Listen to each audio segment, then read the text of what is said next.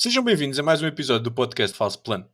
Este episódio vai ser dedicado à entrega dos mais galardoados prémios do ciclismo, a nossa edição anual dos prémios Falso Plano, onde iremos desde dos prémios individuais dos melhores ciclistas, dos melhores trepadores, até alguns prémios mais humorísticos, como já devem estar habituados a esse nosso registro, prémios coletivos e às melhores provas. Como sempre, deixar só a nota que nos podem seguir em falsoplano.ghost.io, onde temos todo o nosso conteúdo acerca de fantasy, velo games, antevisões das provas, crónicas, e também nos podem seguir no Twitter, YouTube, Spotify, Apple Podcasts e Google Podcasts. Vamos começar desde já com a nata da nata, com o bifezinho do lombo, e vamos começar com os melhor ciclista do ano e vamos fazer, vai ser o único prémio em que vamos entregar não só o prémio Falso Plano de Ouro, como vamos até ao quinto classificado. Foi polémico, digamos, nós tivemos 6 pessoas a votar, os 6 membros que vocês já conhecem. E tivemos aqui uma divisão: 4 para Pogacar, 2 para Matthew Van Der Poel. A curiosidade de Vingegaard, vencedor do Tour, a prova mais importante do ano, não ter tido qualquer voto. E vou-vos pedir que para comentarem esta, esta escolha, e começando por alguém que tenha votado em Pogacar, podemos começar pelo Pratas, que é aqui o principal fã de Pogacar, a dar a sua opinião sobre este assunto. Eu obviamente votei nele.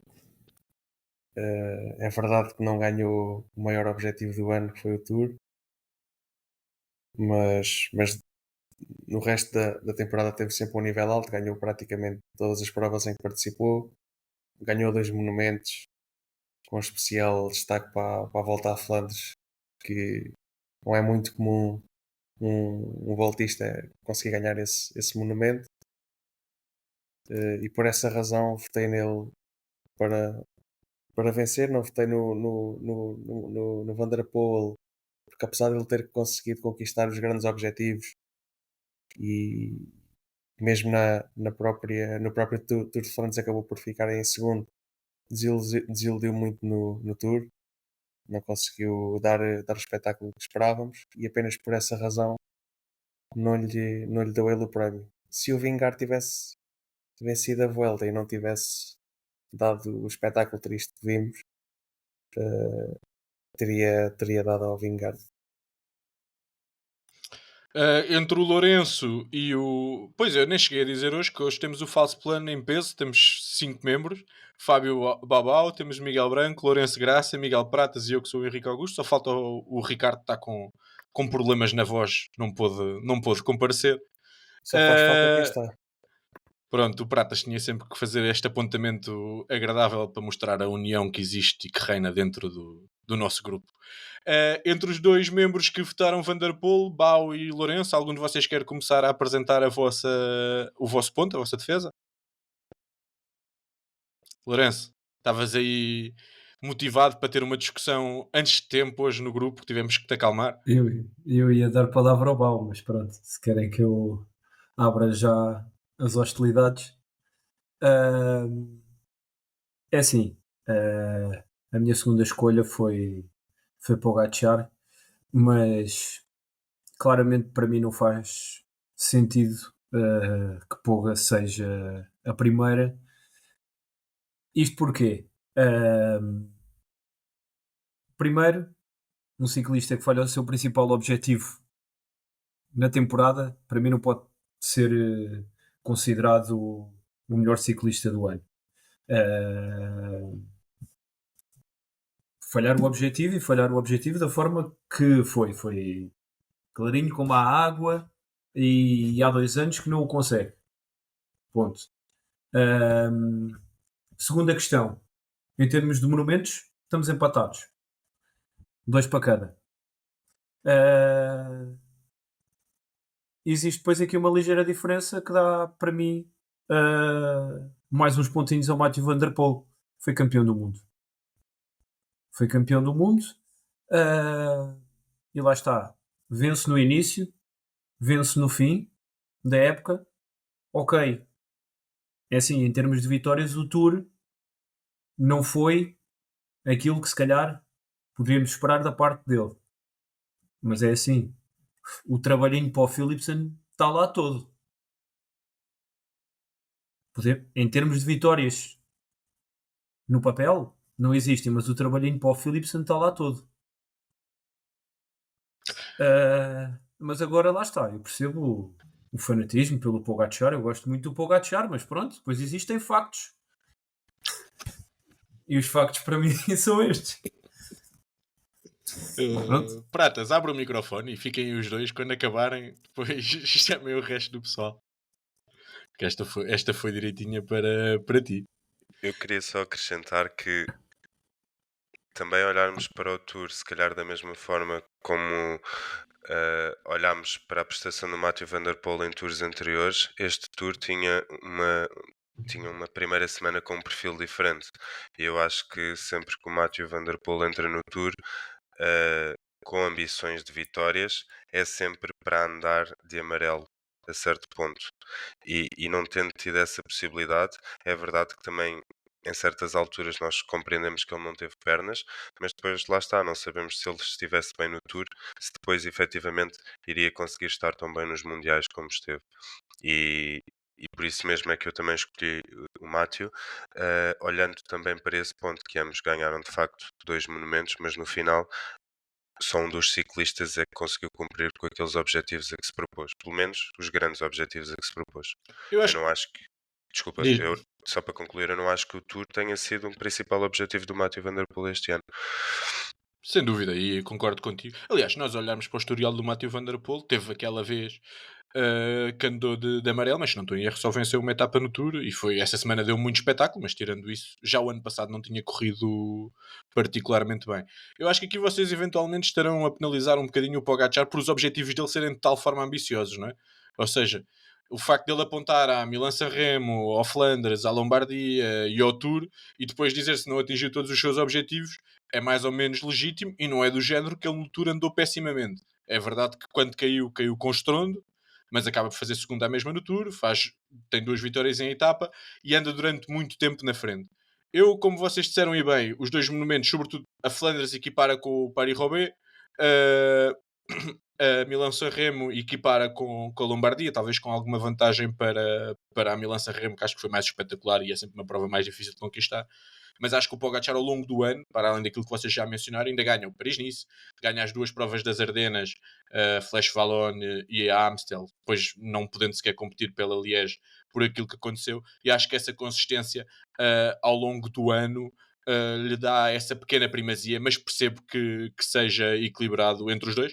E não sei também aqui até que ponto é que seres campeão mundial de ciclocross, por exemplo, conta alguma coisa para a nossa avaliação ou não, ou se nos cingimos simplesmente à estrada, porque o Van Der Poel também não tem os seus objetivos todos fechados ou limitados àquilo que é o ciclismo de estrada. Lourenço, querias acrescentar alguma coisa? Queria só dizer que não tem a ver com principais objetivos. É claro que nós sabemos que, e já discutimos isso várias vezes, que o Pogačar é super ambicioso nos objetivos que tem e damos-lhe imenso valor por isso, por querer estar bem ao longo do ano inteiro. E que se calhar isso algumas vezes o prejudica, e se calhar uma dessas alturas foi o Tour deste ano, mas tem a ver não é com os principais, mas sim o principal. E o principal objetivo dele, ele quer fugir por onde lhe apetecer, era o Tour. Falhou. Ponto. E passa por aí. O Mathieu Van Der Poel, não, e teve consistente ao longo do ano inteiro. E atenção, eu não estou a dizer que foi uma época terrível do Pogačar. Não, só estou a dizer que acho que a época do Mathieu Van Der Poel se justifica a ele ser eleito o melhor ciclista do ano, na minha opinião, em vez de ser o Pogačar. Atenção, porque vocês estavam a falar, Henrique, da questão das vitórias de Paris-Nice, etc, etc, etc. Se nós formos a ver, salvo erro, os ciclistas mais equilibrados, o Mathieu Van Der Poel nem entra nos ciclistas que tiveram mais vitórias ao longo do ano. Salvo erro, estavam com diferença para aí de uma ou isso assim. O Van Der Poel não ganhou muito este ano, ganhou bem, mas não ganhou muito. Exatamente. Uma quê? Uma dezena, uma dúzia? É o quê? Ele tem 6 vitórias, o Van Der Poel. Não, se me deres 2 segundos, eu até encontro aqui no instante a estatística, mas tinha a ver com vitórias, salvo erro, tanto Pogačar como Roglic, como Vingegaard, como Philipsen, estavam os 4 muito equiparados em termos de vitórias. Não estou a falar se um foi no Giro e outro foi ali na volta ao Prémio Joaquim Agostinho. Estou a falar de vitórias. Ah, por isso, e Mathieu Van Der Poel nem sequer se engloba nesse quarteto ou quinteto ou o que seja. Simplesmente, para mim, se formos olhar para um e para o outro, que foi a minha dúvida quando elegi, ok, Mathieu Van Der Poel. Bem, parece que o primeiro e o segundo lugar estão fechados. Para o segundo lugar também, quem não votou para o Pogacar para primeiro, votou para o Pogacar para segundo, e vice-versa. Ou seja, o que depois nos leva até ao último lugar do pódio. Estamos a falar disto no dia, acho que foi hoje, que a Vingegaard foi oficialmente considerado o ciclista do ano, e nós aqui, todos nós, o colocámos na terceira posição. Branco, vou-te dar a palavra para comentares o que é que tu achas sobre esta questão do vencedor do Tour, que é a prova mais importante. Ficar apenas em terceiro, ele não venceu apenas o Tour, venceu também o Dauphiné e a volta ao País Basco, se não estou em erro, e faz ainda segundo na Vuelta, com todos os asteriscos que nós sabemos. Queria-te perguntar se achas justa esta colocação dele atrás dos dois nomes já referidos, e se achas que isto pode ser, de alguma forma, ter um impacto daquilo que é o gosto pessoal ou a simpatia que a maior parte de nós tem mais pelo Pogacar do que temos propriamente pelo Vingegaard. Boa noite, Henrique e restante painel. Só perguntar-te já agora se a pergunta é o que é que isto diz sobre nós ou o que é que isto diz sobre a atribuição do Velodor. São ambas, até porque são ambas, sim. Eu acho porque o sobre nós, acho que se a votação tivesse ido ao público, nós somos uma representação do público, de certa forma, não é? Uau. Acho que se a votação do público também não teria sido Vingegaard a ganhar, seria a minha aposta. Não sei, estava a pensar enquanto discutíamos, enquanto ouvia sobretudo o Lourenço, o Bau e o Pratas refletirem sobre esta distinção, como é engraçado. Eu votei Pogacar, por exemplo, mas como é engraçado como o Mathieu Van Der Poel tem um ano, se olharmos para os objetivos dele, quase a roçar a perfeição, mas é como se fosse... é como se não, o facto de não ser voltista lhe desse pontos a menos, de certa altura. E isso eu acho que é uma reflexão interessante, pensar até que ponto o que é que o Mathieu Van Der Poel podia ter feito mais para ser de longe, de forma consensual para toda Se a gente. tivesse ganho a Flandres, acho que era consensual para toda a gente. Se não tivesse Pois, perdido para o talvez, Pogacar, seria o melhor. talvez, Tinha não corrido sei. muito pouco, mas tinha efetivamente ganho tudo aquilo a que se propôs, não é? Aí não havia muito a dizer, acho eu. Continuamos a falar pronto, para nós, não é? Mas o Velodor, por exemplo, escolhe o Vingegaard, que teve um ano muito bom, não só no Tour, mas nas outras provas que fez, mas que de facto é um trepador, é um voltista, é um corredor que não vai a certo tipo de corridas. E para mim isso torna mais difícil atribuir essa distinção, embora saibamos que ele naquilo que faz é o melhor, acho eu, e já teremos a oportunidade para seguir para outros prémios e aperceber-nos disso, acho eu. Mas no fundo é isso, essas distinções, estilo bolador no futebol, vamos supor, também valem o que valem. E eu acho que apesar de tudo o Pogacar volta a mostrar que é um corredor completíssimo, que está em todo tipo de terreno, que está bem o ano inteiro e que continua a merecer, a meu ver, este prémio. E pronto, ficamos assim. Em relação à questão da afeição que o público tem ou não pelo Vingegaard, achas que tem impacto nesta análise? Ou não? Achas que se fosse... Eu não consigo medir isso, não sei o que é que o público sente por ele ou não.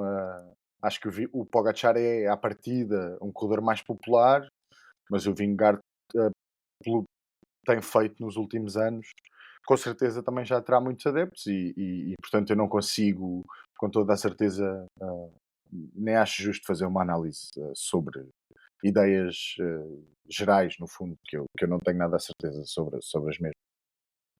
Ok, passando agora aos homens que ficaram à porta do pódio. Um deles já foi aqui mencionado, Philipsen, que para além de vencer quatro etapas, se não estou em erro, na Volta à França, mostrou-se muito dominador ao longo da época nos sprints e venceu inclusivamente, penso que 2 clássicas, o World Tour. E em quinto lugar, Roglic, que venceu tudo aquilo em que participou até chegar à Vuelta, onde faz terceiro. Bau, pode ser contigo. Queres dar aqui um comentário aos dois nomes que ficaram à beira do pódio?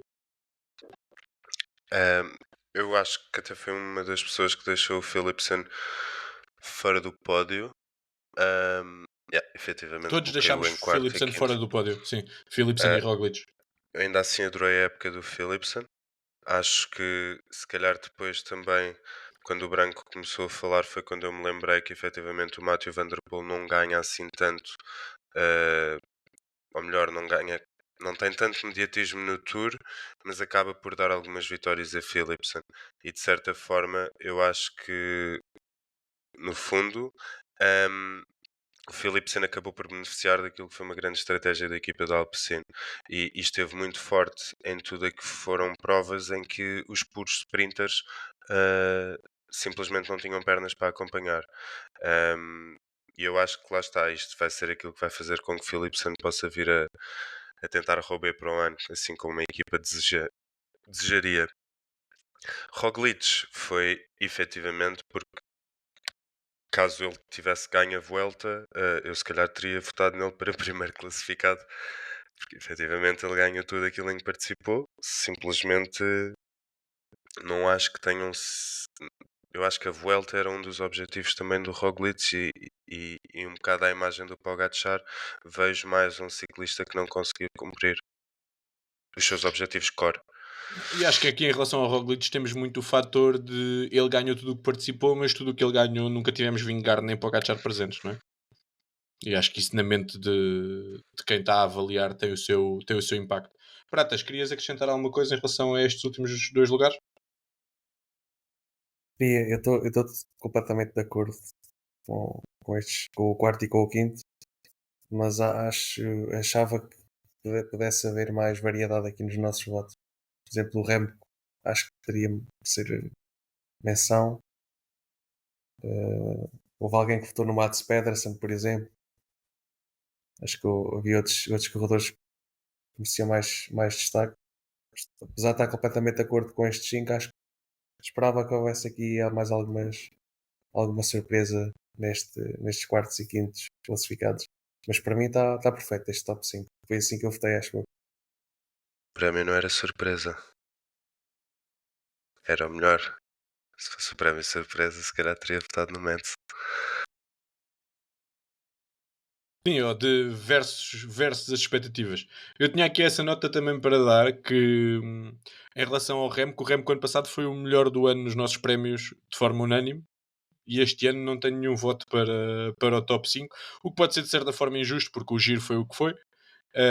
Quando ele inclusive liderava teve que abandonar por Covid e acaba por ganhar à mesma a Liège, que é um monumento onde faz a sua segunda vitória consecutiva e vence os mundiais de contrarrelógio, mas sinceramente para os nomes que aqui estão que dominaram nas suas respectivas especialidades acho que o Remco não teve à altura. Vamos passar ao próximo prémio, não sei que mais alguém queira acrescentar alguma coisa, que é o nosso jovem do ano, que nós aqui chamamos ou usamos como critério melhor sub-21, porque isso do melhor sub-25, como eles usam nas grandes voltas, já é para ciclismo de outras alturas. Lourenço. Como não poderia deixar de ser, não é? Nesta categoria só podia ganhar Arnaud Lee. Acho que foi um bocado tendencioso, mas pronto, acho que no fundo tendencioso da parte de todos, como toda a gente sabe, temos um carinho especial por este Por acaso, na ciclista, mas prática, acho que... desculpa interromper-te, mas o Ricardo Força, mudou, força, força. o Ricardo mudou o voto dele a meio da tarde quando se apercebeu da idade do Coelho. Por isso, supostamente, até ganhou o Coelho. Mas o moderador Ok, não alterou aqui o vencedor. ok. Não, lá está. Acho que COI seria se calhar na prática algo mais eh, unânime. Deli não é assim tão descabido. Desiludiu-me em certas alturas do ano, que esperava um bocadinho mais dele, mas acabou por aparecer e ter algumas vitórias importantes. Koi acho que foi mais regular ao longo do ano. É um Outro bocadinho nome por que ainda aí. teve aqui um voto foi o Xian, sobretudo o voto foi meu, porque eu gostei muito de o ver ao mais alto nível e ele não ia ser mencionado nos prémios Falso Plano no resto do ano e parece-me que um dos maiores prospects que temos para os próximos anos, sobretudo a nível de trepadores de qualidade, mostrou muitas lacunas nas restantes, quer no contrarrelógio, quer a rolar, quer até a descer. Mas parece-me que isso será tudo áreas em que ele terá espaço para melhorar e achei que merecia aqui uma menção. Para fechar, então, dizer que ficou Coy em primeiro, Deli em segundo, Xian em terceiro, e o que é incrível é termos ciclistas de 20 anos a fazer épocas, 20 e 21 anos a fazer épocas deste nível. Passamos ao BAU para o melhor veterano do ano. Então, no melhor veterano do ano, tivemos, sem dúvida, o nosso Rui Costa. E tu tinhas colocado aí a questão se possivelmente possa ter sido um enviesamento tuguista. Nacionalista. O que é normal, atenção, não é? Sem dúvida. Eu não o fiz dessa forma. ah, mas por acaso achei interessante os nomes que tu depois colocaste do Geraint Thomas e do Michael Woods, e então fui ver as épocas de ambos. E o Geraint Thomas tem sem dúvida um grande giro, em que faz segundo classificado, mas depois acaba por flopar um bocado na Vuelta. E depois fui ver, fui ver o calendário do Michael Woods e efetivamente é muito parecido, porque tanto ele como o Rui Costa têm uma vitória numa grande volta, o Woods no Tour e o Rui Costa na Vuelta. Ah, ambos têm uma vitória na geral em voltas numa semana. Basicamente o Woods ganhou a Occitanie e o Rui Costa ganhou a Comunidade Valenciana, mas depois o português destaca-se por ter começado a época, ou melhor, por ter terminado a época da forma como começou, que foi com 2 vitórias. Ou seja, ele ganhou, acho que é Calvio, se não estou em erro. É o Troféu Cálvia. troféu Troféu Cálvia, sim, Cálvia, É. das exatamente. provas do Challenge Mallorca. Ele ganha no primeiro e no último dia de competição do ano, que não deixa de ser Exatamente. interessante. E depois vai ganhar na Japan Cup Cycle Road Race. E lá está, para mim foi sem dúvida o corredor que teve melhor na categoria 35 mais, para mim. E eu acho, quer dizer, não quero falar por todos, eu não fiz este voto pelo facto do Rui Costa ser português, digamos assim. Eu acho que isso tem sempre influência e tem influência também aquilo que era as expectativas versus os resultados. Olhando para os outros nomes, é isso. Geraint Thomas tem um super resultado, mas falta-lhe uma vitória, sequer, para poder competir, enquanto o Rui teve 6 vitórias, se eu não me estou em erro, durante o ano. E o Michael Woods ganha no Tour, mas mesmo a Route do Satani versus a Comunidade Valenciana, como foi e com o nível de competição que estava em prova, acho que o prémio é bem entregue. Eu coloquei aqui a questão de ser enviesamento ou não em tom provocatório, até porque foi um dos prémios unânimes. O prémio que vem em seguida também é unânime, não me parece que tenha grande discussão. Pratas, quem é o melhor trepador do mundo? Quem foi o melhor trepador do mundo em 2023? Aqui não há dúvida nenhuma, foi o Vingard. Das duas grandes voltas em que participou, foi claramente o melhor na alta montanha. Estive aqui a percorrer a época dele e só houve 3 dias em que ele não foi o melhor em etapas duras. Foi na etapa do Paris-Nice em que o Pogacar e o Gaudu chegaram à frente dele, e acho que até houve mais corredores que acabaram por ultrapassá-lo no fim. Depois houve 2 etapas no Tour, não sei se foi no Grand Colombier, e foi a etapa do Puy de Dôme, que o Pogacar foi superior naquela semana em que o Vingard teve um bocadinho abaixo durante 2 ou 3 dias.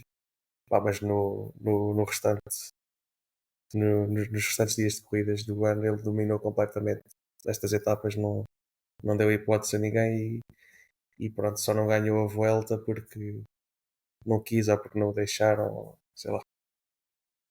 Isso é discussões para outros 500. Deixar a nota que sempre que alguém quiser intervir para acrescentar alguma coisa, para estar à vontade, este é um programa um bocadinho menos alinhado, cada um de nós vai apresentando cada um dos prémios, mas sempre com essa vontade para poderem interagir. O melhor Pancherre, Branco. O melhor Pancher é Pogacar. É o melhor Puncher, sei lá. E porque ganhou o Flash Fallon, que é onde estabelece que é o melhor Puncher do mundo. E eu não tenho mais nada a dizer, Então, a o ano não ser- passado, o melhor Pancherre foi o Dylan Tunes? mas sem dúvida nenhuma.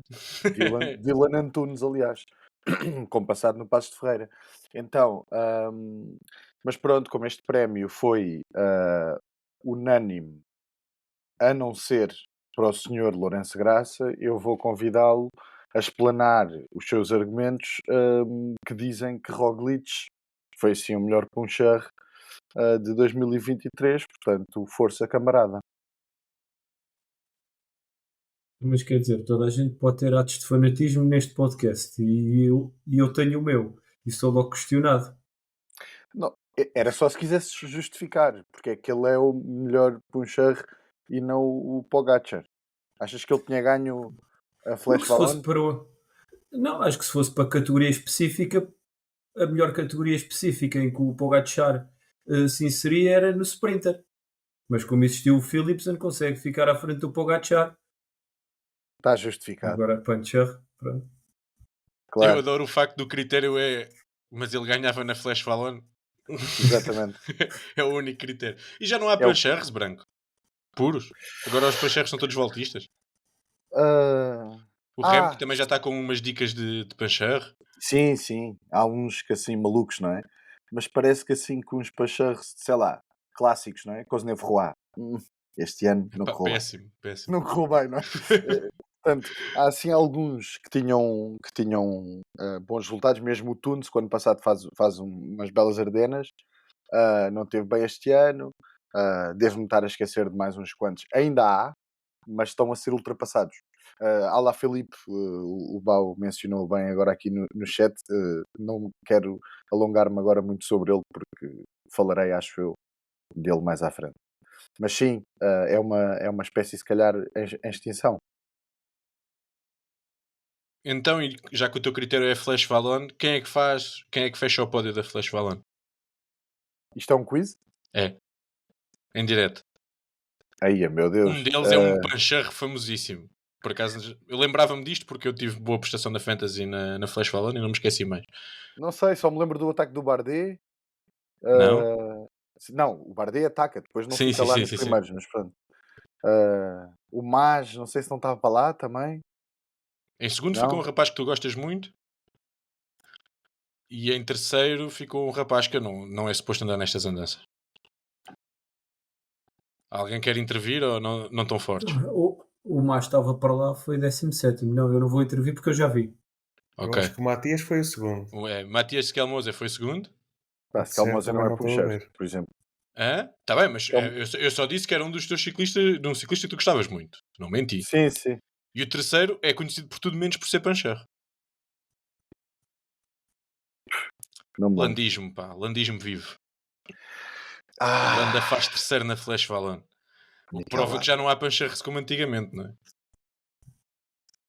pois. Mais alguma coisa a acrescentar? Ou passamos aqui a um prémio que tivemos igualdade entre portas? Tivemos 3 votos para cada uma das duas opções. Tivemos que pedir aqui a ajuda do público a uns amigos que também acompanham as corridas. Lourenço, melhor contra-registro do ano, quem foi? Foi o Remco Evenepoel. Por acaso não votei no Remco, salvo erro. Votei no. Ficou exatamente com os mesmos votos que ele, no Tarling.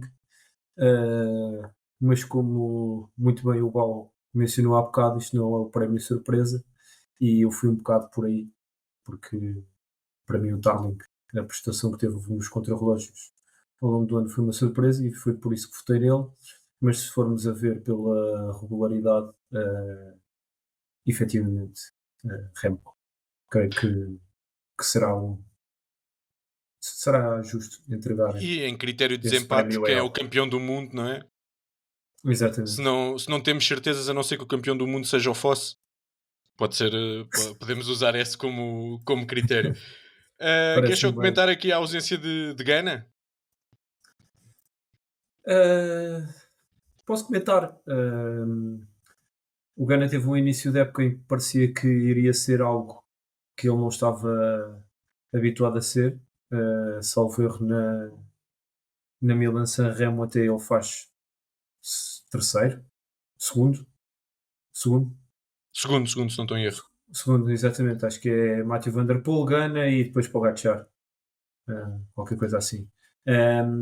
E parecia que ele se iria dedicar às clássicas, mas depois, na verdade, ao longo do ano, acho que não se dedicou a quase nada. Andou por aí. Uh, e efetivamente se iludiu algumas vezes em termos de contrarrelógio, mas conhecendo o perfil de Gana, creio que pode apenas ter sido uma má época e no próximo ano voltarmos a ter top Gana aí pelas estradas fora.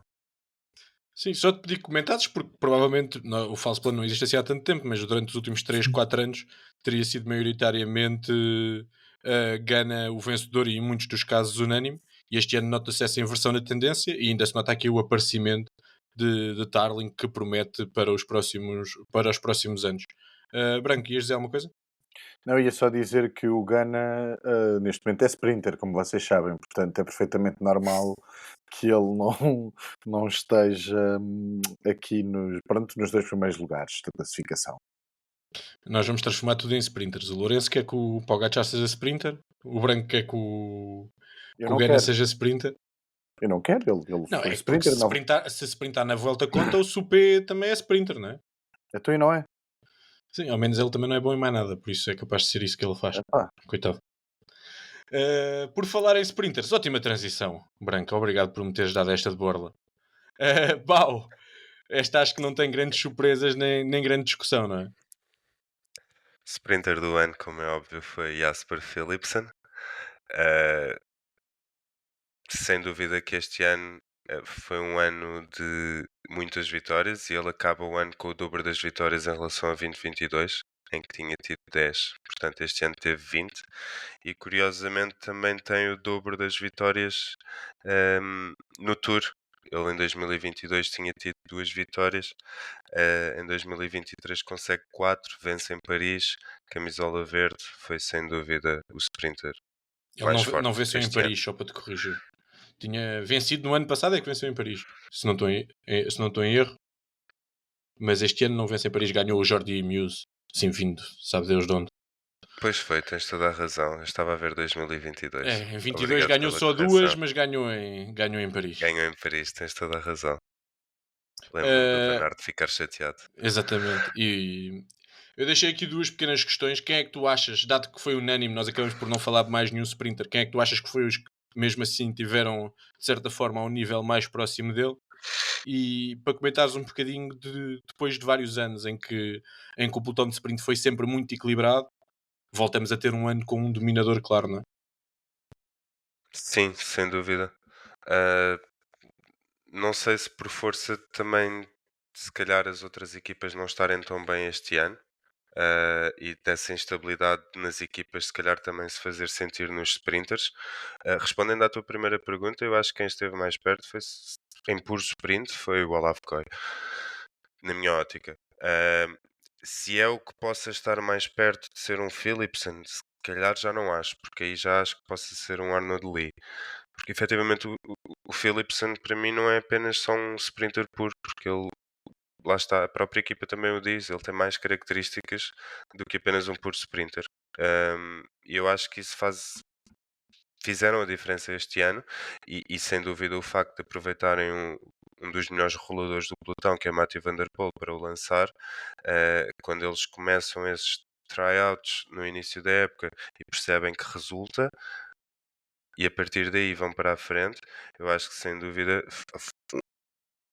muito das vitórias de um sprinter vem também do lançador.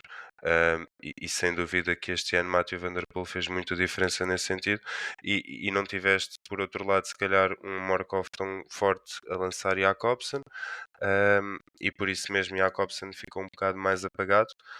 Um, Epá, e na volta só tinhas Grooves como o mais forte, portanto também não era muito por aí.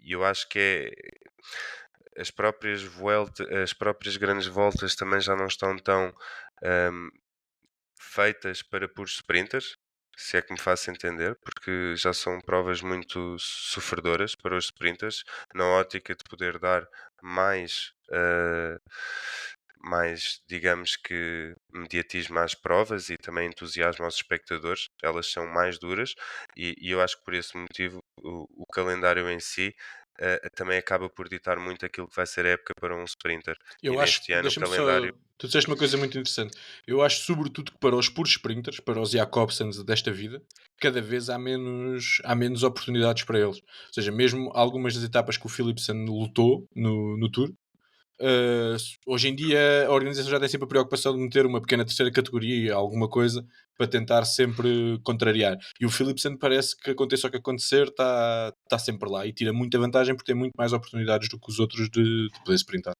Desculpa ter Certo, interrompido. não, sem dúvida, e eu acho que lá está um outro, se calhar que se poderia comparar aqui seria o Mads Pedersen, também tem muito essas características, mas o Mads já não é um puro sprinter. O Philipsen neste sentido acaba por ter esta característica muito interessante, é que ele continua a ser muito rápido, mas ainda assim tem pernas para aguentar as durezas. Ele faz segundo na Roubaix, para comprovar o que tu estavas a dizer. E também Sim, tinhas e o dado a objetivo. nota sobre o fator equipa, também beneficia, tal como o Groves beneficiou, de ser das poucas equipas que levou um plantel às grandes voltas exclusivamente para o sprint, ou praticamente exclusivamente para o sprint.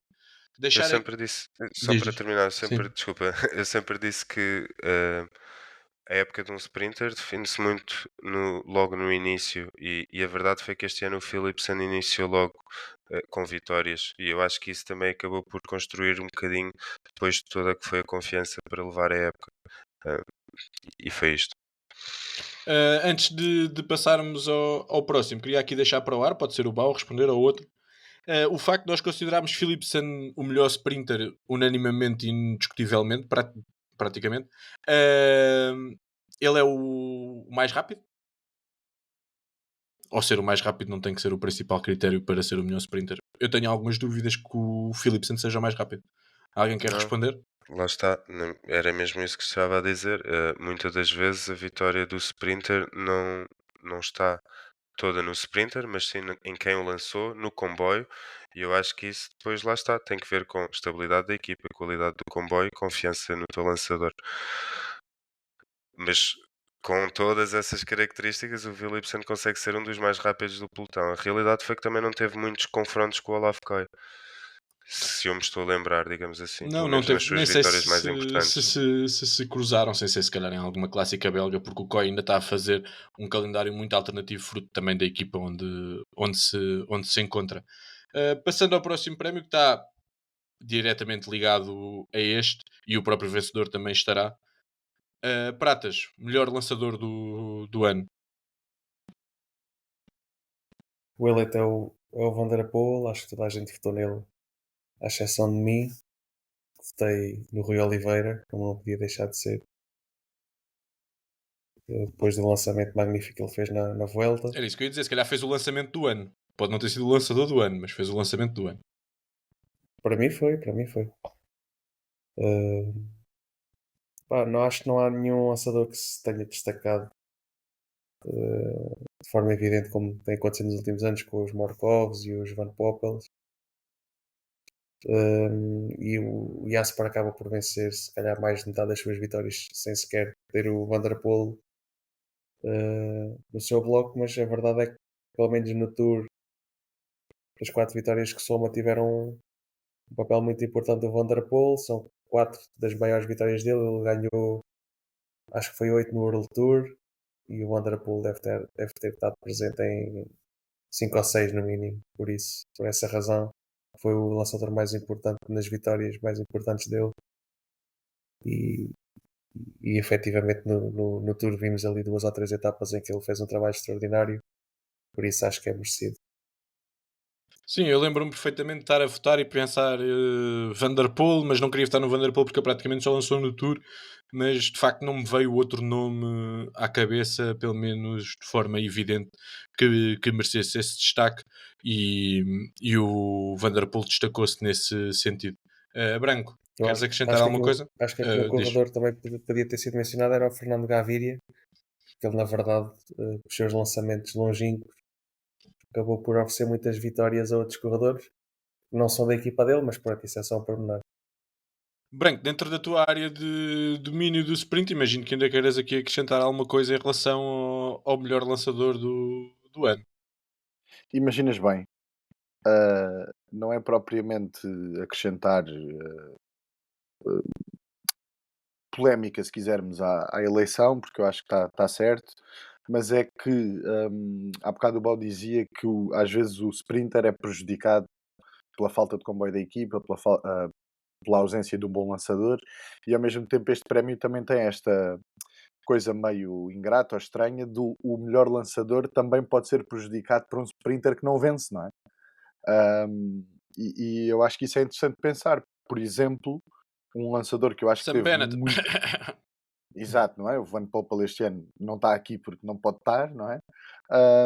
E um lançador que eu acho que teve muito bem este ano, o Alex Kirsch, da Lidl Trek para o Mats Pedersen.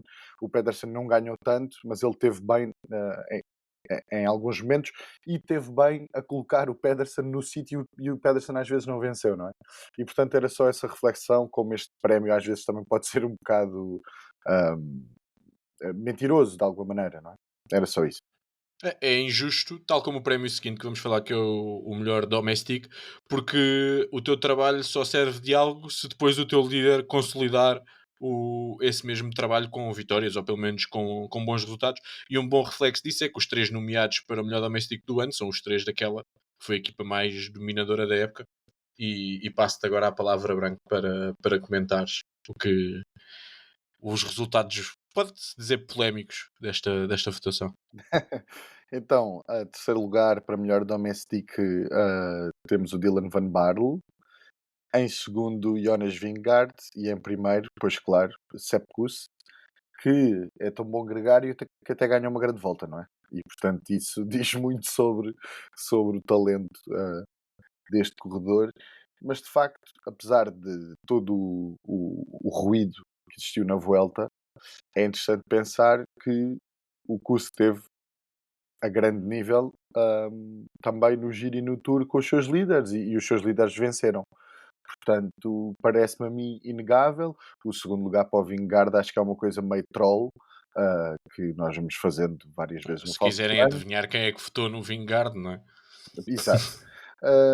Mas pronto, não há muito mais a acrescentar. Ele é de facto um domestic preponderante. É óbvio que temos, por exemplo, o Van Barle insere-se mais num domestic todo o terreno, não é? Não está com os líderes só ahm, na montanha ou nos momentos mais visíveis para um domestic, está também em planos, ah, a dominar ou a gerir tempos do pelotão e ritmos, ahm, mas acabámos por distinguir o curso porque foi de facto o mais decisivo, digamos assim.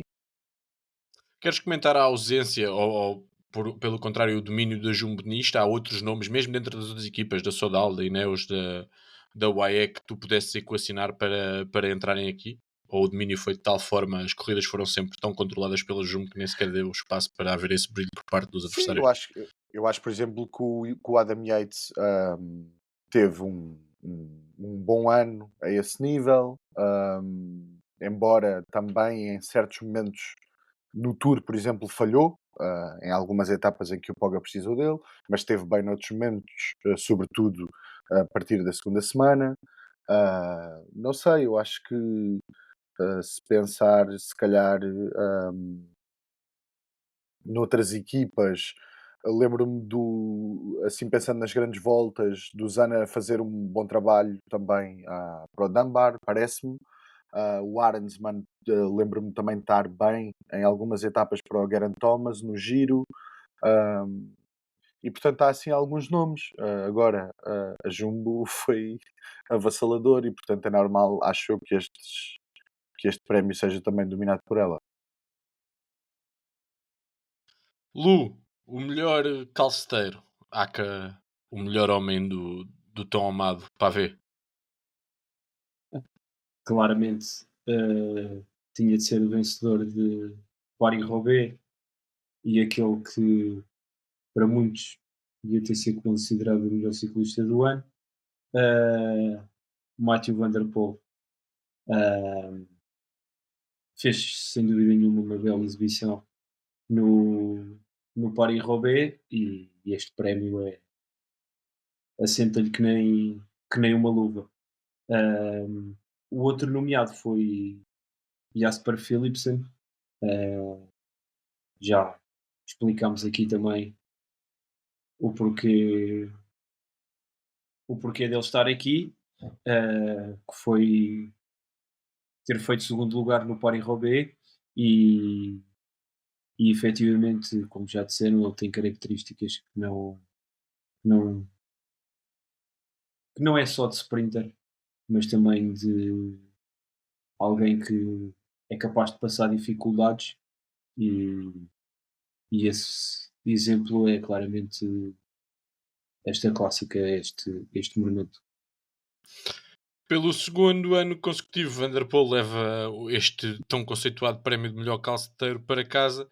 E agora passamos ao BAU com um prémio interessante que tivemos aqui votos em dois ciclistas, 4-2, se não estou em erro, que foi aquele ciclista que mais nos surpreendeu, a maior surpresa da época. Então, o vencedor de maior surpresa foi o irlandês Ben Healy. Sem dúvida que para mim, e eu creio que votei Ben Healy, foi uma grande surpresa. Não estava à espera sequer de que ele pudesse ter uma época assim. E eu acho que foi muito interessante não só ele ganhar no GP, um, e depois quando ele vence, ou seja, tu pensas, ok, isto pode ser um one-timer, e ele logo a seguir volta-te a estar bem, e depois com vitórias que não são aquelas vitórias no sentido de chegam dois até quase ao pé da meta e há um que vence, não. Vitórias daquelas tipo a sair a 30 km do fim e a acabar sozinho. E eu acho que é sempre, sei lá, uma surpresa para nós sempre que vemos um corredor com esse tipo de atitude, porque no fundo, para nós que estamos em frente à televisão durante muitas horas, como é óbvio que quanto mais cedo virmos um corredor a ter essa disponibilidade de atacar assim a corrida, sem dúvida para nós vai ser muito mais cativante ver o ciclismo. Em segundo lugar ficou o Félix Gall, depois de um grande tour e de um tour que foi uma grande surpresa porque no fundo ele não era o líder, era protegido, mas não era o líder da AG2R. Um, Faz um grande tour, mas depois, na minha ótica, acaba por ficar ali um bocadinho aquém naquilo que foi o resto da época. E eu acho que nesse aspecto o Willy, embora não tenha estado bem ao longo da época inteira, porque nota-se que há ali uma quebra do Ben Healy depois do giro, um, sem dúvida que foi uma grande surpresa. Um, e O esta Galo, eu acho que diz-me. mais do que os resultados foi ter havido dias em que ele era o primeiro homem a seguir ao Pogacar e ao Vingegaard e ter mostrado uma capacidade na alta montanha, tanto na volta à Suíça ou na Romandia, eu não sei, confundo sempre, como depois no Tour na altíssima montanha, fortíssima. Mas eu concordo com a atribuição destes prémios, até porque, é assim, eu antes desta época já sabia quem era o Félix Gall, podia não estar à espera disto tudo. Agora o Ben Neely eu sabia que existia, mas não fazia ideia que andava lá toda esta capacidade para fazer o que ele fez. Ele, além das vitórias, ainda se apresenta depois a altíssimo nível também nas Ardennas. Acho que segundo na Amstel, quarto na Liège. É uma época inacreditável do irlandês, que depois também ainda tem a peculiaridade de ter uma maneira engraçada, não só de correr, como tu disseste, atacar de longe, como mesmo depois de estar em cima da bicicleta.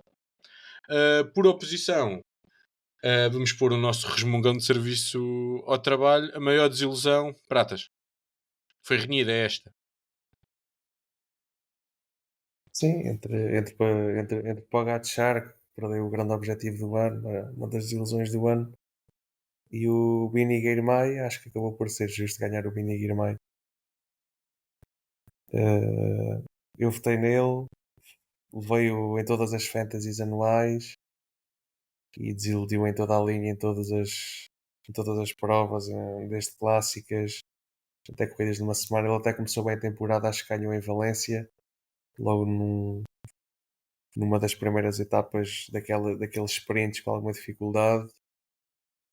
Lembro que arrasou nesse sprint, deixou expectativas altas, até pelo que já tinha feito na época anterior, mas depois ao longo da temporada foi uma sombra e acho que até um pouco na senda daquilo que foi a Intermarché, à exceção do nosso Rui Costa, que teve alguns corredores que não conseguiram manter o nível, e no caso do Biniam esperava-se até que aumentasse o nível e finalmente atacasse monumentos, mas não conseguiu sequer estar perto disso, e nas grandes voltas também acabou por ser uma desilusão.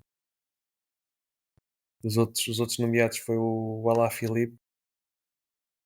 Também não há muito a dizer do corredor, que já deve ter um pré-contrato com a Total Energies. Foi o Sérgio Higuita, claramente uma desilusão para alguns, para aqueles que estupidamente ainda acreditam nele. Não é dois. E houve alguém que votou no Mauri, deve ser no Mauri Van Sevenant. Aqui eu não tenho. Eu por acaso tinha curiosidade aqui em me perguntar ao Bau quais eram as expectativas elevadíssimas que ele tinha para o Van Savenand. Que ele pelo menos fizesse um ponto na FSA e ele fez 0. E foi o meu único Isto vem de ciclista com fantasy, 0 pontos. ok. Isto vem de fantasy. Para tu Esta estás tão veio dentro, chateado, sim. vinha devido Não, a alguma esta veio coisa, sim. dentro, sim. Ok. Para teres ido buscar um nome tão rebuscado. Prata, já tinhas terminado ou ainda queres bater um bocadinho em mais alguém? Mas olhem, desculpem interromper, mas é que o Mauri até ganhou, acho eu, a volta ao Oman, não foi? Ele no início do ano não andou mal, não. Só Mas que eu isso acho não que isso é conta. antes dos pontos da FSA começarem a contar, Era por isso isso que eu para o ia Val não dizer. A existe. FSA ainda não tinha começado. Exatamente, por isso não acontece. Não, ficou em Eu acho- segundo na volta ao Man, ganhou a última etapa. Ah, ok. Henrique, deixa-me. Só mais para terminar, eu Força, pessoalmente força. também fiquei desiludido com alguns corredores da Ineos, por exemplo, o Magnus Sheffield, entre outros jovens que se esperava que Ben continuassem a Turner, evoluir, Ben mas Tullett. Sim, os jovens da Ineos no exato. geral.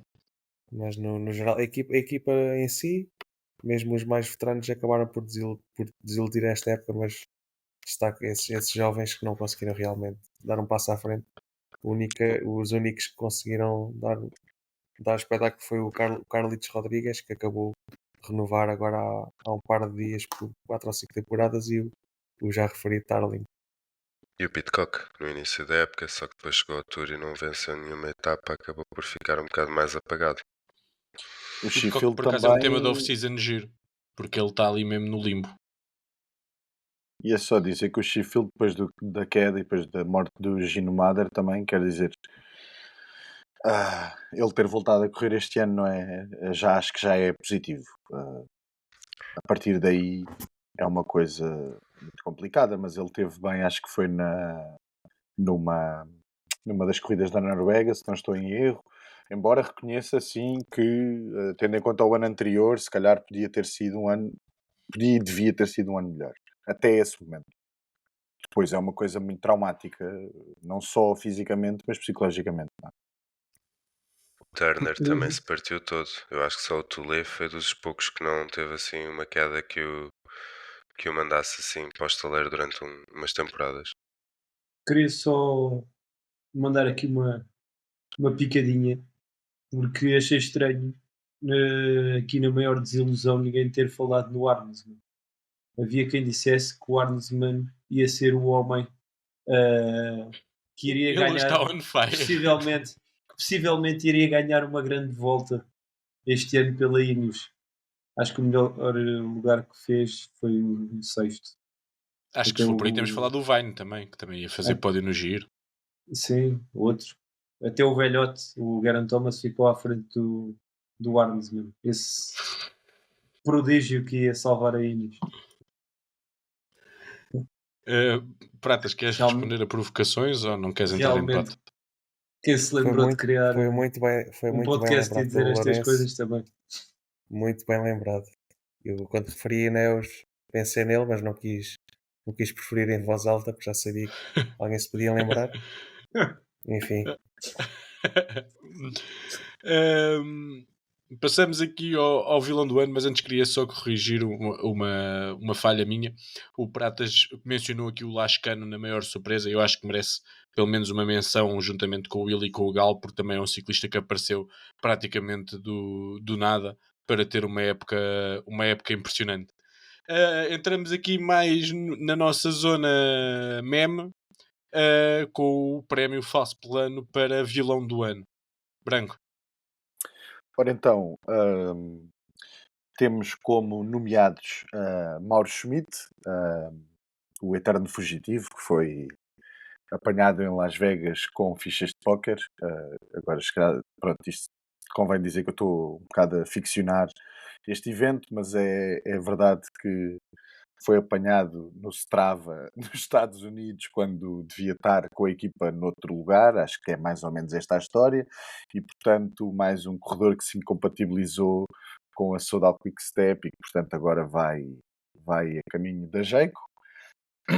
Depois temos o Yuan, que também se incompatibilizou com a equipa e que, ah, pronto, não teve das atitudes mais profissionais, percebeu-se que ele houve momentos em que não queria correr, etc. Temos o Jasper Philipsen, porque foi muito polémico a quantidade de sprints em que alegadamente ele sprintou de forma irregular, quando na verdade para mim não é bem essa a questão, é mais uma forma de correr um bocado e de sprintar um bocado agressiva demais, a fazer lembrar outros célebres sprinters mais dados ao kickboxing, mas acho que isso não retira o valor do Philipsen. E a grande vencedora para vilão do ano é a Jumbo Visma, não é? Porque tudo foi Jumbo Visma, não é? Tudo foi domínio da Jumbo, isso aborrece-nos porque, vá lá, quando se vê sempre a acontecer a mesma coisa, é aborrecido. E depois, por todas as peripécias que, nomeadamente, a Vuelta nos deu, no giro aquela etapa do bluff do Roglic, entre outras coisas engraçadas da Jumbo-Visma, está atribuído o prémio. Eu, em relação ao Phillips, eu queria só acrescentar que não é só os desvios no sprint. Para mim, o principalmente vilão dele foi quando um ciclista de uma equipa continental francesa, acho eu, tentou atacar e ele foi atrás dele, não o deixou atacar. Porque eles estavam a Sim, apanhar a fuga e sim, ele foi atrás dele a falar com ele, a dizer-lhe coisas, não sei bem. sim, Mas isso sim, foi sim, mesmo sim. essa sim foi mesmo a bully. Depois isso nos Eh, sprints também se sabe que quem joga limpo normalmente não ganha. Ou mas é 100% mais ou limpo, menos, pronto. repara, é mais ou menos o que a Jumbo faz sempre. Sim, sim, pronto. Tipo, o Bardet tenta sair do pelotão e o Kelderman vai lá dizer assim: Olha, porque é que estás a fazer isto? Já Agora a sabia sério, que ias mencionar esse, não esse estamos a momento. controlar. Sim, porque foi das coisas mais absurdas que eu vi este ano em ciclismo, que é qual era o perigo do Bardet sair, não é? Mas o patrão diz que não pode. Ai, Lourenço, prémio Maddie McCann. Já, já falaram daqui de alguns ciclistas, não é? Tanto do Mauri como do vencedor, Higuita. Eu O Bal partilho da também votou no mesma. Mauri para esta. Estavas mesmo atravessado, Bal. Estava mesmo grave.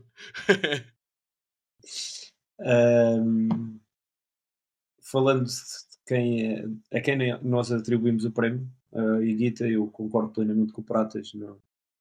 Não sei quem é que ainda acreditava no Higuita. Ah,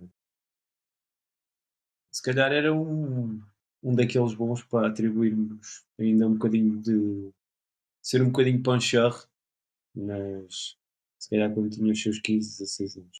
Ele era bom. Ah, em relação efetivamente a outro dos nomeados, que foi Morkov, ah, acho que aí sim foi uma razia. Ahm, o branco quer falar, o branco está excitadíssimo para falar. Diz lá. Isto Dou-te a foi a palavra, forma que, branco, podes falar. isto foi a forma que tu Podes falar. arranjaste para justificar que te perdeste no raciocínio, não foi? Não, não, não, não, não, não, não. Eu ia falar do Morkov, mas também sou Então, sincero, não tenho muito a dizer. Para mim, o Morkov, o ano passado, provavelmente foi o melhor lançador, ou o segundo melhor lançador que existiu. Este ano não apareceu sequer. Eh, Esteve aí, por aí, perdido. Força, Branco, podes falar. acrescenta então. Fala lá do teu ciclista favorito. desculpem, é que isto às vezes microfone ligar, desligar, desculpem. Então, eu não estava excitadíssimo para falar, Lourenço. Eu só tenho de levantar o braço e fazer gestos para o moderador perceber que eu lhe estou a pedir a palavra. É assim que funcionam os podcasts às vezes. E ia só falar do Higuita, não é para defender o Higuita, é só jogar um bocado contra esse argumento do não sei qual é que eram as expectativas que tinham sobre o Higuita. Tudo certo. O Higuita, apesar de já termos percebido que não é um voltista, que não vai ser o corredor que parecia que podia ser no início de carreira, foi, apesar de tudo, ao longo das últimas temporadas, ou pelo menos da última temporada, tendo um ou outro resultado interessante hum, em alguns momentos. O que se passou este ano é que ele faz uns pódios na Vuelta a San Juan e não aparece mais. De todo, não é? Portanto, mesmo na Vuelta, apesar de ele não, já acho eu que já deve ter assumido que não é um voltista, podia ter tentado aparecer em fugas, tentar ganhar etapas com mini topos à Punchar, precisamente, e isso não aconteceu. Portanto, nessa medida não tem propriamente que ver com expectativas, são factos. Ele antes, apesar de continuar a desiludir, não era um desaparecimento total ao ponto de ele ganhar este prémio. É só isso. Eu estava aqui a partilhar convosco. O ano passado ele faz 20º no ranking do Pro Cycling Stats e este ano faz 125, ou seja, é isso. Não é uma questão de nós acharmos que ele ia ganhar isto ou aquilo, isto para defender o meu voto, que eu também votei no Iguito. É a questão que ele teve mesmo desaparecido e acho que é isso que nós procuramos para a atribuição deste prémio. E eu tive aquele momento na Vuelta em que ele aparece a descolar na última etapa de montanha em que eu, sinceramente, eu não me lembrava de maneira alguma que ele estava na Vuelta e com dois ciclistas, colegas de equipa que até estavam na luta pelo top 10, ele mais não seja a ajudar, podia ter aparecido, mas, mas nem Mas isso. vamos só fazer aqui uma referência. Estamos a falar de um ciclista que os dois pontos altos na carreira dele foi ganhar a Volta à Catalunha e o outro foi ganhar uma etapa na Volta à Espanha. Opa, ele tem andado Mas desaparecido a carreira inteira dele. está com mau feitio ele hoje, não está? Mas tu apareceres ou não, não é só. Ouve só, é só porque não é só Está ganhares. chateado, pá. Passa-se alguma coisa, Não é Lourenço. só Queres ganhar, é partilhar só. connosco? Pois é, já me esquecia desse critério. Que o Pogacar era o melhor ciclista do ano, apareceu na última etapa. O fugitivo de Paris, né? Lourenço, ouve, não estás a mas imagina, para mim está tudo bem. As pessoas ouvem e percebem que tu estás a cometer erros atrás de erros, mas para mim está tudo bem. É só porque Que este erro, prémio é o desaparecido. O desaparecido certo, significa que tu não o vês, não aparece. certo, né? Então, mas só para explicar a minha. Um gajo Pá, que ganha a volta à Catalunha não é assim tão mau. Um corredor que várias vezes ganhou etapas em provas World Tour ou não, com boa concorrência, não é um desaparecido. É o ok, desaparecido se este quer. ano com esta imagem que o Henrique deu, não é? Que ele apareceu a primeira vez na transmissão da Vuelta a descolar numa etapa, sabe Deus quando, e já ninguém se lembrava que ele estava em prova, não é? Sim, ok. É diferente. Sim, ok. Eu atribuo mais, só para explicar a minha questão em relação a ser o Higuita ou não ser o Higuita, é mais o facto, para mim, desaparecido, é o facto, eu atribuo ao facto de, ok, o ano passado fez uma grande temporada, este ano andou completamente desaparecido. O que eu estou a dizer só é que acho que o Higuita, como o Higuita, existem vários casos, percebes? Ou seja, que ganham aqui, ali e tal, mas a maior parte do ano andam desaparecidos. Ou seja, para mim, desaparecido, mas lá está, isto vai da interpretação de cada um em relação à atribuição do prémio. É só isso. Certo. Henrique, se puderes, depois para o próximo ano, abaixo de cada prémio, colocar um descritivo de 5 linhas sobre os Oh meu Deus. critérios. Obrigado. Ai, Bau, aqui sem nos estendemos muito porque o próximo prémio é o ciclista mais evoluiu e nós já tivemos aqui, já falámos sobre ele. Mas Uh, mais uma vez, sem calha-te a ti, dúvida, não é? Não sei se é o teu o passado de ciclista irlandês. é sem dúvida que o ciclista que mais evoluiu é também a maior surpresa e é o nosso fella Ben Healy. Uh, não adianta explicar novamente o porquê, mas efetivamente eu acho que foi o único ciclista que não estava no radar, pelo menos de nenhum de nós. No meu não estava de todo, e este ano aparece assim, caído de paraquedas, e por isso mesmo foi atribuído o Most Improved Player. Pratas, melhor fim de carreira. Tu alteraste aqui o teu voto à última da hora, se quiseres justificá-lo e depois atribuir o vencedor ou vice-versa. O meu voto foi no Miguel Arré Lopes, o corredor com mais vitórias em 2023. Por motivos não quero referir, foi forçado a abandonar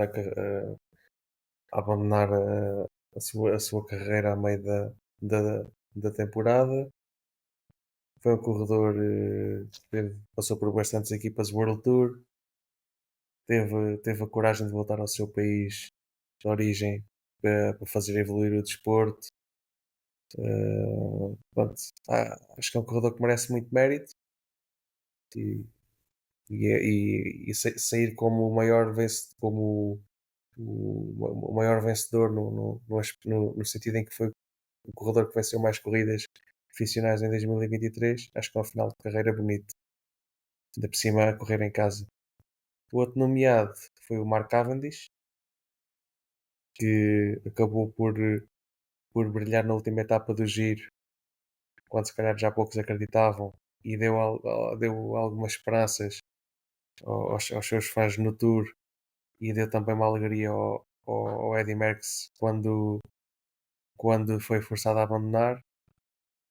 A questão é que este fim de carreira, não sei quem é que votou nisto, mas o Mark Cavendish não acabou a carreira. Ele vai estar aqui em 2024.